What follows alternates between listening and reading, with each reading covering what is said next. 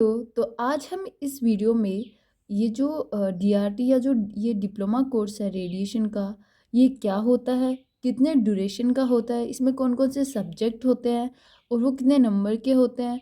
तो ये सारी चीज़ें हम इस वीडियो में आज स्टडी करेंगे, क्योंकि बहुत सारे लोगों को ये इश्यू रहता है कि यार ये इस डीआरटी में क्या होता है, कौन कौन से सब्जेक्ट होते हैं, आगे क्या इसका स्कोप है। तो ये सारी चीज़ें सबके माइंड में आती है, कोई भी हम डिप्लोमा या कोई भी हम डिग्री के अंदर जाते हैं उससे पहले।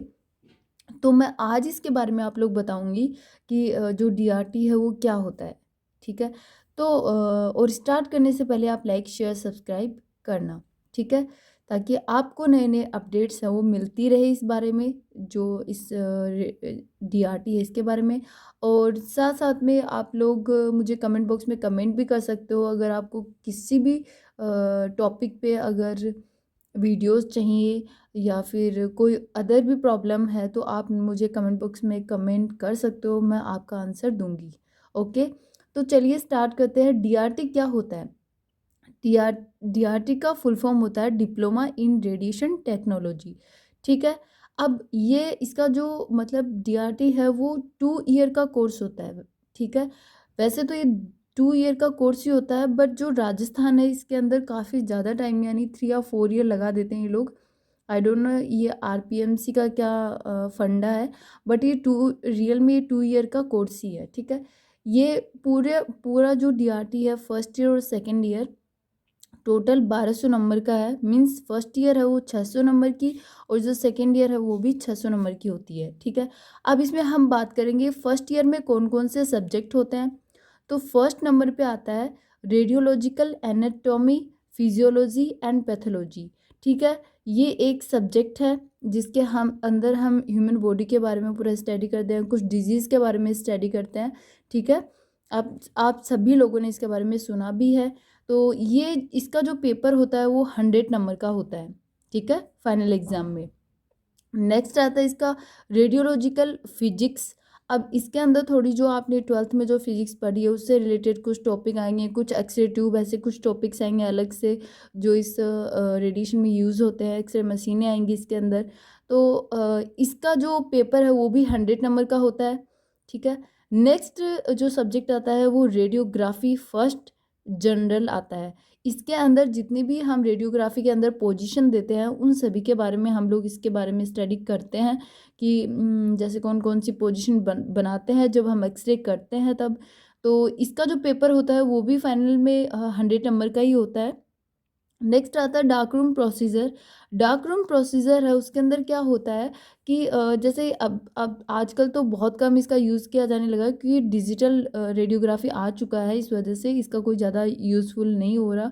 बट लास्ट जैसे पुराने टाइम में क्या होता था, बट आज भी कुछ ऐसे एरियाज है जहाँ पे कुछ हॉस्पिटल हैं पुराने, जहाँ पे ये डार्क रूम प्रोसीजर यूज़ किया जाता है। इसमें क्या होता है कि जैसे हम एक्सरे रूम से एक्सरेज होती हैं या जो फिल्म होती है उसको एक्सपोज कर देते हैं एक्सरे से, उसके बाद में उसकी जो मैनुअल प्रोसेसिंग होती है वो किस में की जाती है, डार्क रूम में की जाती है। ठीक है, तो उसके लिए डार्क रूम इसमें कौन सी ऑटोमेटिक प्रोसीजर मैनुअल क्या क्या करते हैं, ये सारी चीज़ें इस डार्क रूम प्रोसीजर के अंदर आती है। और इसका जो पेपर होता है वो भी 100 नंबर का ही होता है।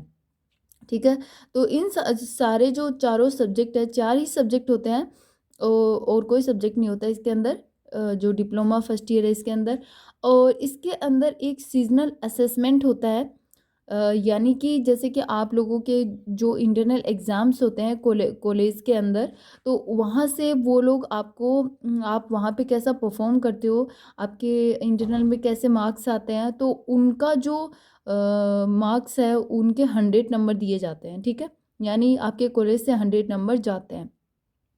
नेक्स्ट आता है clinical and instrumental skill lab. इसमें क्या होता है कि आपका प्रैक्टिकल होता है। जब आपके ये थ्योरेटिकल एग्ज़ाम हो जाते हैं उसके बाद में आपका प्रैक्टिकल होता है। तो जो प्रैक्टिकल होता है वो 100 नंबर का ही 100 मार्क्स का ही होता है, बट ये डिवाइड होता है। जैसे कि इसके अंदर जो प्रैक्टिकल है वो 75 नंबर का, और जो आपका वाइवा होता है वो 25 नंबर का होता है। ठीक है, तो इस वजह से ये पूरा जो पेपर है यानी डीआरटी पूरी फर्स्ट ईयर है वो 600 नंबर की हो जाती है, यानी 600 मार्क्स की टोटल 600 में से आपको मार्क्स मिलते हैं। अब मैं आपको जो बुक प्रीफ़र करूँगी, तो सबसे ठीक जो बुक आती है वो ललित अग्रवाल है, यानी जिनका सेकंड एडिशन है और जेबीडी पब्लिकेशन है।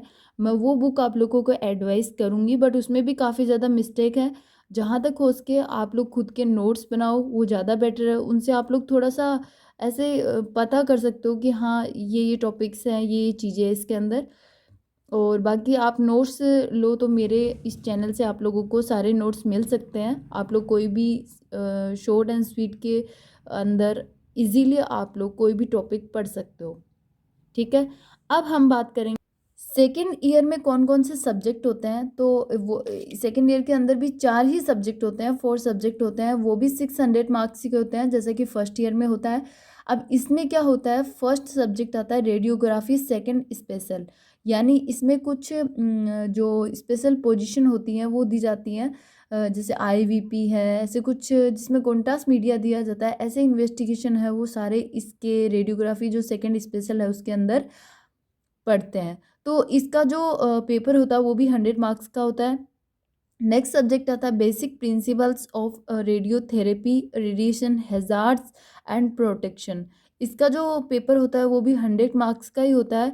इसके अंदर हम लोग क्या पढ़ते हैं कि रेडिएशन से हमें क्या क्या हार्मफुल इफ़ेक्ट होते हैं, कौन कौन सी थेरेपीज़ दी जाती हैं और उनसे क्या प्रोटेक्शन कर सकते हैं, वो सारी चीज़ें हैं वो हम इस बेसिक प्रिंसिपल ऑफ रेडियोथेरेपी या हैजार्ड्स के अंदर स्टडी करते हैं। नॉर्मली ये फिजिक्स का ही एक पार्ट है, यानी फिजिक्स से रिलेटेड होता है, ये सारी चीज़ें इसके अंदर आती है।